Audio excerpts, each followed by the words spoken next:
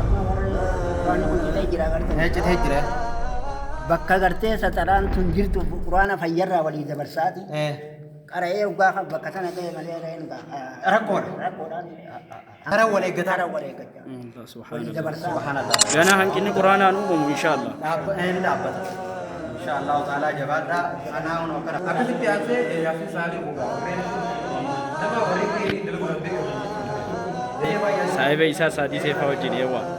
Ani quraana dhibba takkaa fi dhibba takkaa fi shantam kunoo amaanaa isaanii bakka gaarii waan isaan gaarii walii keenya isaanii ba'a. Filattee nuuf kennitee bardiin kana hin qaanfannuun diina islaamittiin bonnaa qur'aana keetiin jiru teenya ibsana yaa rahmaanu galata kan kee galfanna nufilattee nuuf kennitee bardiin kana hin qaanfannuun diina islaamittiin bonnaa qur'aana keetiin jiru teenya ibsana yaa burqaa'ii fajiru qajeelcha ilma namaa inni gabaani madaala rahmaan siiti faatee hunda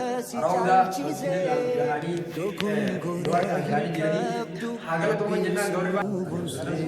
Rabbiin sinuusee Rahmaanu galata kan kee galfanna filattee nuuf kennitee bardiin kana hin qaanfannuun diinal islaamittiin bonnaa qur'aana keetiin jiru teenya ibsanna dhukkuba hundaa kan nuuf kennu fayyaa yaa madda gammachuu jecha rabbiyaa namatti hin jabaatu hundaafuu hidhafa jiruun muslimtoota isaan tolee ifa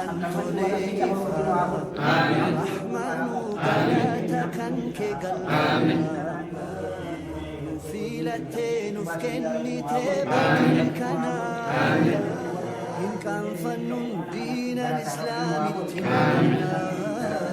qur'aana keetiin jiru teenya ibsanna